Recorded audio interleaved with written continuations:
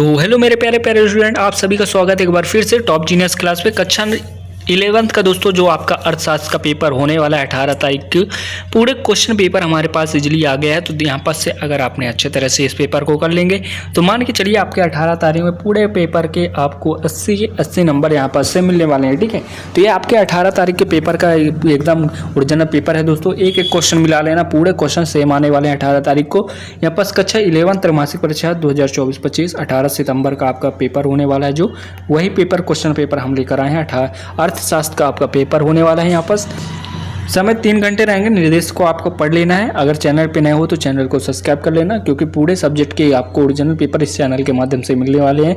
Direct चलते हैं question की ओर और आपको बताते हैं कौन कौन से क्वेश्चन आपके पेपर में इजीली देखने को मिलेगा। इन क्वेश्चनों की हम आपको इजीली आंसर भी बताते चलेंगे। आपको केवल करना क्या, अच्छे तरह से पेपर को देखना है बस। ठीक है, हम आपको पूरे आंसर भी साथ में बताते जाएंगे। 6 क्वेश्चन पूछे जाएंगे, प्रति क्वेश्चन 1-1 नंबर के रहेंगे। ठीक है, पहला है सही विकल्प चुनकर लिखने के लिए। पहला क्वेश्चन क्या रहेगा, निम्नलिखित में कौन सा आर्थिक गतिविधि में संलग्न है। तो पहले में द नंबर आपको लगाना है, आ और ब दोनों। ठीक है, चलते हैं नेक्स्ट क्वेश्चन की ओर। डेटा के समुच्चय को कहा जाता है, तो क्या कहा जाता है दोस्तों, संख्या। ये आ नंबर वाला आपका राइट आंसर रहेगा। नेक्स्ट है आंकड़ों को तालिका के रूप में प्रस्तुत करने की प्रक्रिया कहलाती है, तो द नंबर वाला सारणीकरण। ठीक है, नेक्स्ट है चौथा सांख्यिक गणना का विज्ञान है, यह किसने कथन है। तो ये आपका चौथे में क्या लिखना है, स नंबर वाला आपका राइट आंसर है A.L. बाउल। ठीक है, ये आपका नेक्स्ट क्वेश्चन 5वां रहेगा दोस्तों। अर्थशास्त्र का जनक कहा जाता है, तो अर्थशास्त्र का जनक किसे कहा जाता है, द नंबर वाला एडम स्मिथ को कहा जाता है। नेक्स्ट है 6वां, अर्थशास्त्र के विभाग होते हैं, तो अर्थशास्त्र के 5 विभाग होते हैं, ये आपको लिख लेना है।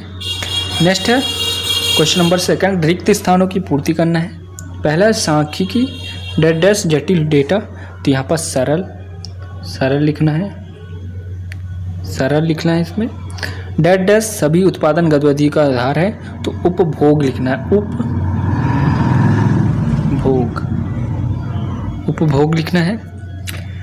तीसरा है दोस्तों सांख्यिक आंकड़ों को डैश कण से प्रभावित होते हैं, तो यहाँ पर बहु लिखना है, बहु लिखना है। ठीक है, चलते हैं नेक्स्ट क्वेश्चन की ओर।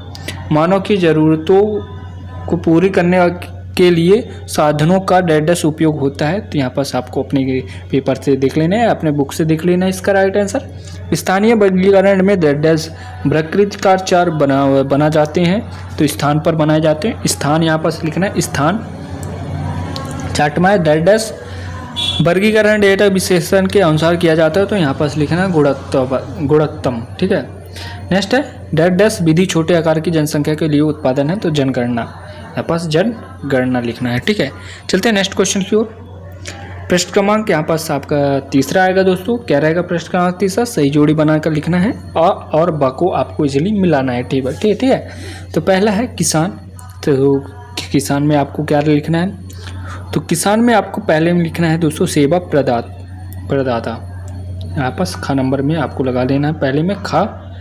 दूसरा है दुकानदार, तो विक्रेता। तीसरा है कैब ड्राइवर, तो तीसरे में आपको का नंबर मिलेगा, सेवाधारक। कौन होता है, सेवक धारक। एक बहुराष्ट्रीय कंपनी निर्माता में आपको क्या लगाना है, चौथे में घ नंबर लगा लेना है, एक कर्मचारी होता है। मोड 5वें में 4 नंबर आपको लगाना है, उच्चतम आवर्ती के होते हैं, और माध्यमिक का मध्य पाद होते हैं। ठीक है, ये क्वेश्चन नंबर आपको 30 तक मिला लेना है। ठीक है, नेक्स्ट क्वेश्चन आपका यहाँ पास 4 रहेगा, सत्य बताना है। पहला है सभी मात्रा जनककारी संख्या असत्य है, सत्य है, पहले में असत्य लिख देना है। ठीक है, पहले में आपको असत्य इजली लिखना है। दूसरा सांख्यिक आर्थिक समस्या का समाधान है, तो ये सही है। तीसरा है आंकड़ों की संख्याओं के अध्ययन की अंतिम चरण होती है, तो ये होती है सत्य है। आपका 4 रहेगा वितरण एक आर्थिक गतिविधि है, तो ये होगा सत्य है।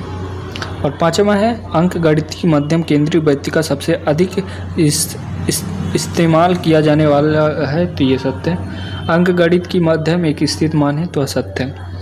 क्वेश्चन नंबर यहाँ पास आपका 5वां रहेगा। एक वाक्य में उत्तर लिखना है। अर्थशास्त्र जीवन के समान व्यवसाय के मानव जाति का आधार होता है, ये परिभाषित करने के लिए आएगा। तो ये आपको इसमें राइट आंसर लिखना है अल्फ्रेड मार्शल। क्या लिखना है? Alfred Marshall. ठीक है। नेक्स्ट है, किसी प्रक्रिया में कच्चे माल को उपयोगिता वाले अंतिम उत्पादन में परिवर्तन किया जाता है। तो यहाँ पास उत्पादन लिखना है, उत्पादन दूसरे में।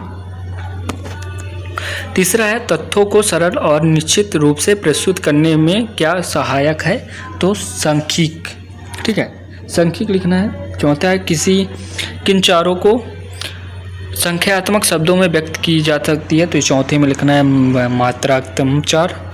ठीक है, मात्रा 4। 5वां है, हर अंकगणितीय रेखा ग्राफ को क्या कहते हैं? तो इसमें आपको 5वें में लिखना है समय संख्या ग्राफ कहलाता है। ठीक है, समय संख्या ग्राफ कहलाता है। आंसर लिख देना। क्वेश्चन नंबर 6, किसी तालिका में कोई 2 प्रमुख घटक लिखना है। तो पहला है शीर्षक और दूसरा लिखना है उपशीर्षक। ठीक है। 7वां रहेगा, समान वृत्त का आकार कैसा होता है? तो घंटी के आकार का होता है। घंटी जो बजती है ना उसके आकार का होता है। चलते हैं नेक्स्ट क्वेश्चन की ओर। प्रश्न क्रमांक आपके पास 6 से देख लीजिएगा। अर्थशास्त्र से आप क्या समझते हैं? आर्थिक डेटा क्या होती है?